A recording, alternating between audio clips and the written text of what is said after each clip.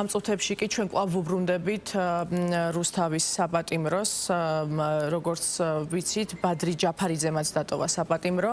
ანა ბროლაძე შემოგვიერთდება თემის დეტალებით ახლა ღია ეთერში. ანა გისმენთ. მარიამ, ამ წუთებში აკეთებს ბადრი ჯაფარიძე კომენტარს, ჩვენ შეგვიძლია მისი პირველი განცხადება პრეზიდენტის გადაწყვეტილების შემდეგ მოვისმინოთ და ამის შემდეგ უკვე დავუბრუნდეთ მამუკა ხაზარაძის კომენტარს, რომელმაც არა მხოლოდ საპატიმრო დაწესებულება, არამედ რუსთავის ტერიტორიას დატოვა. ჩება თქვენი პოზიცია როგორი არის თანხმდაში არის თუ არა მამუკა ხაზარაძესთან? ჩვენი პოზიცია ისეთივეა, როგორიც ჩვენი სატოსაღოში მოთავსების დღემდე იყო, ეს არის ბრძოლა ჩვენ ქვეყნის ევროპული მომავლისთვის, ბრძოლა ყველა პოლიტიკური პარტნიორის განთავისუფლებისთვის, ბრძოლა ახალი არჩევნებისთვის და რა თქმა უნდა ჩვენ 74 დღის წინ რაც ჰქონდა გადაწყვეტილება მიღებული, რის გამოც დაგვატუსაღეს, რომ არჩევნებში ამ მუნიციპალურ არჩევნებში ჩვენ მონაწილეობას ვიღებდით, რა თქმა უნდა ის გადაწყვეტილება ჩვენ არ შეგვიცვლია, იმიტომ რომ სწორედ ამიტომ მოგვათავსეს სატუსაღოში, რომ ჩვენ ეს გადაწყვეტილება შეგვეცვალა. რა გვეტყვით ყაველაშვილის გადაწყვეტილებაზე, ელოდით თუ არა რისთვის გააკეთა ეს ქართულმა ოცნება? კიდევ მე რამე გითხრა, ჩვენი თხოვნის საფუძველზე არ დაუტუსაღები ვარ და არ ჩვენი თხოვნის საფუძველზე გაუნთავისუფლები ვართ. აქედან გამომდინარე, ეს იყო ქართული ოცნების გადაწყვეტილება, ჩვენი დატუსაღება და ჩვენი განთავისუფლება. მე დღესდილით პირდაპირ გეტყვით, რომ ყოველდღიური 10 საათიანი, ასე ვთქვათ, გასეირნება აქვია ამას. 11-ზე მორჩა ეს ჩემი 16 კვადრატულ მეტრ სივრცეში სეირნობა და როცა დავბრუნდი სეირნობა და მითხრეს, რომ შეწყალების აქტი ქონდა გამოცემული მიხეილ ყაველაშვილს. ეს არის ტელეფონი. მეგობრებო, არაფერი არ მესმის რა. რიგრიგობით უნდა ილაპარაკოთ, არაფერი არ მესმის. მეგობრებო, არაფერი არ მესმის. იქნებ ერთმანეთს დაუთმოთ რიგი. უკაცრავად. იქნებ შეთანხმდეთ და რიგრიგობით ისაუბროთ. ოპოზიციის ნაწილი მოგმართავთ, რომ არ მიიღოთ მონაწილეობა არჩევნებში. ესე უკაცრავად, არაფერი არ მესმის. მეგობრებო, კითხვა ესე რომ გააგრძელებთ, მე იძულებული იქნები წავიდე. რას უპასუხებთ ოპოზიციის ნაწილს, რომელმაც გააკეთა ბრიფინგი, როგორც კი ეს აქტი გამოიცა და მოგიწოდებთ თქვენ, რომ არ მიიღოთ მონაწილეობა არჩევნებში, რადგან თვლიან, რომ რუსულ სპეცოპერაციაში მიიღებთ ამით მონაწილეობას. რას უპასუხებთ ამ ოპოზიციის ნაწილს, რომელიც აი ესე მოგმართავს? პატივშევ ყველა ოპოზიციონერის პოზიციას, ჩვენ გადაწყვეტილება მივიღეთ კარგად გააზრების და ასე ვთქვათ, ყველა ფაქტორის აწონ-დაწონის შემდგომ. და ჩვენ რა თქმა უნდა ეს გადაწყვეტილება არ შეგვიცვლია, იმიტომ რომ ამ გადაწყვეტილების გამო დაგვატუსაღეს. შესაბამისად, ჩვენ ამ გადაწყვეტილების ერთგულები ვრჩებით და მიგვაჩნია, რომ ყველაფერს, რასაც შეუძლია ქვეყნის ევროპული მომავალი მოიტანოს, ქუჩის მშვიდობიანი დემონსტრაცია, ყველა ადამიანს აქვს უფლება ბოიკოტის, ამას ვერავის ვერ დაუშლის. მაგრამ ამავდროულად ის 100,000 და 100,000-ობით ადამიანი, რომელიც მოვა ოპოზიციონერი ამორჩეველი 4 ოქტომბრის არჩევნებზე, მათ ჩვენ იმედი არ უნდა გაუწყვილოთ და მათ უნდა ნახონ, რომ ევროპული პარტიები მზად არიან იბრძოლონ მათი ხმების დასაცავად. მადლობა. რატომ გამოგიშვა თქვენი აზრი საზოგადოების და ოპოზიციის?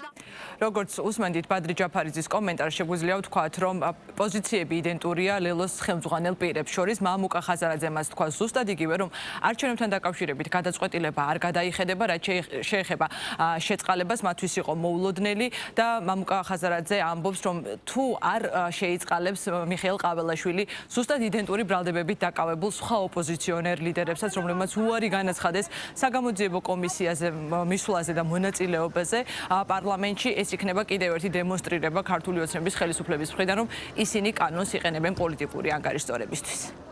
გამოგვიშვეს მხოლოდ ერთი რამის გამო, რომ მოხდეს დაპირისპირება, მოხდეს ესე თქვათ, ეგრეთ წოდებული შავი ნიაღურის და პიარის ასე თქვათ, გადმოსხმა, რაც არ გამოუვათ, იმიტომ რომ ის რაც დღეს გააკეთა ეგრეთ წოდებულმა პრეზიდენტმა, ეს არის სამართლებრივი ნონსენსი.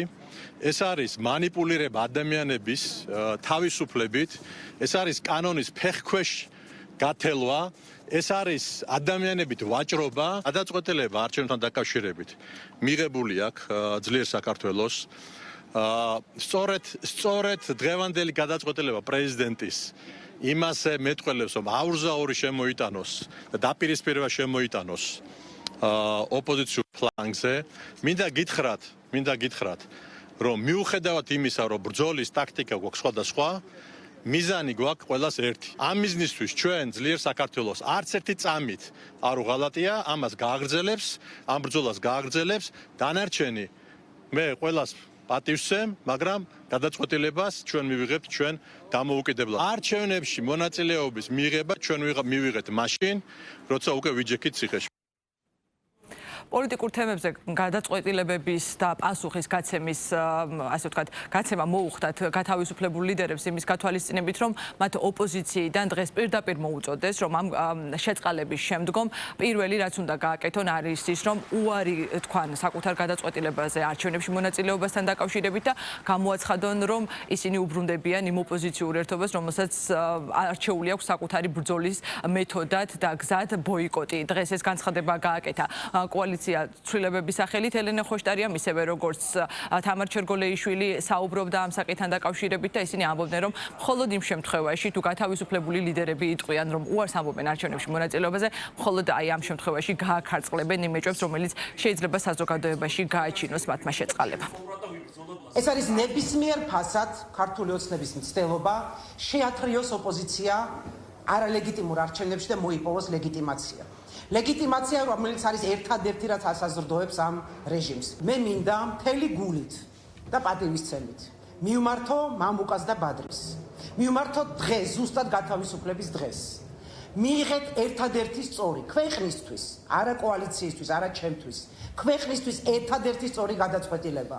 გამოდით არასწორი, არარსებული რუსული სპეცოპერაციიდან, ეს იქნება ერთადერთი სწორი გადაწყვეტილება ლელოსთვის, მთლიანად ოპოზიციისთვის, ყველა აქტივისტისთვის და რაც მთავარია, ჩვენი ქვეყნისთვის. ბიძინა ივანიშვილს სასიცოცხლო ჭირდება საზოგადოების და საერთაშორისო საზოგადოების თუნდაც მცირე ნაწილში იმ ილუზიის შექმნა, რომ აი რასაც 4 ოქტომბერს ჩაატარებს, აი სპეცოპერაცია არჩევნები იქნება. მიუხედავად იმ უამრავი დაპირისპირებისა, რაც ჩვენ შორის ყოფილა, ჩვენ მოვუწოდებთ ლელოს, რომ დაუბრუნდეს ერთობის რაციონალურ გზას, გამოუსვას ცელი ბიძინა ივანიშვილს იქ, სადაც მას ტკივა და ცხადია, რომ მას სჭირდება თვითმმართველობის არჩევნება წოდებული ფარსის ლეგიტიმაცია ხელი აიღოს ქართველი ხალხის მოტყუებაზე და რეჟიმის თანამზრახველობაზე ხალხის მოტყუებაში და დაუბრუნოს ღირსეული პასუხი იმით, რომ არჩევნებში არ შევა. დღეს პრეზიდენტის გადაწყვეტილების კომენტარებისას მართველი გუნდი ამბობდა, რომ ეს გადაწყვეტილება კარგად აჩვენებს ქართული ოცნების ხელისუფლების მიდგომას და დამოკიდებულებას. საკითხისადმი ეს იყო სახელმწიფოებრივი გადაწყვეტილება, რომ არანაირი სპეკულაციისთვის არ დარჩეს სივრცე, რომ არათანაბარ მდგომარეობაში იყვნენ ჩაყენებული არჩევნებში მონაწილე პარტიები და ახლა ამ გადაწყვეტილების შემდეგ ლელოს ექნება სრული შესაძლებლობა იმისთვის, რომ მაქსიმალური ძალისხმევა მიმართოს გათავისუფლებული ლიდერების ჩართულობით ყველა მუნიციპალიტეტზე და თუ აქვს მას შესაძლებლობა ამის და პოლიტიკური რესურსი, ღირსეული კონკურენცია გაუწიოს ქართული ოცნების გუნდს. რა თქმა უნდა, პატივსცემთ საქართველოს პრეზიდენტის მიხეილ ყავილაშვილის გადაწყვეტილებას. ეს გადაწყვეტილება დამოკიდებულებას აჩვენებს ზოგადად ხელისუფლების თავის დროზე თქვენ იცით, რომ ხაზარაძე და ჯაფერიძე ადამიანებს ასახლებდნენ ბინებიდან, ახლა ხელისუფლებამ გამოასახლა ეს ადამიანები ციხიდან. ეს არის კონტრასტი დამოკიდებულების შორის. იმისთვის, რომ ნებისმიერი სპეკულაცია იყოს თავიდან არიდებული, ნებისმიერ პროვოკაციაზე აქვე დაესვას წერტილი, პრეზიდენტმა მიიღო გადაწყვეტილება და ეს ორი დამნაშავე გამოუშვა გარეთ ციხიდან. ფაქტიურად ამით მთლიანად მთელი საზოგადოებისთვის, როგორც ჩვენს ქვეყანაში, ასევე ქვეყნის ფარგლებს გარეთ, ღიად კეთილი ნებით გადაიდგა სახელმწიფოდან ნაბიჯი, რომ მიუხედავად ჩადენილი დანაშაულისა, არჩევნებთან მიმართებით არ დარჩეს არც ერთი აი სპეკულაციური რაიმე ფორმით წიაღსვლა. უკვე თავისუფლები არიან ლელოს ლიდერები, მათ დატოვეს რუსთავის საშელახსრულების დაწესებულება და როგორც მოვისმინეთ პოლიტიკური ლიდერებისგან პოლიტიკური განცხადებები, ისინი რჩებიან ამ ბრძოლაში, რომელიც აირჩიეს 4 ოქტომბრის თვითმმართველობის არჩევნებში მონაწილეობასთან დაკავშირებით, მიუხედავად მათი მიმართ მოწოდებებისა ოპოზიციის მხრიდან, რომ უარი თქვან არჩევნებზე და როგორც დღეს მაგალითად ლელოს ერთ-ერთმა წევრმა ალე კველისაშვილმა განმარტა და განაცხადა უკვე გაძლიერებულად მამუკა ხაზარაძის და ბადრი ჯაფარიძის ხელმძღვანელობით აგრძელებენ ბრძოლას თვითმმართველობის არჩევნების მოსაგებად. გმადლობთ ანა ბროლაძე საუბრობდა ღია ეთერში.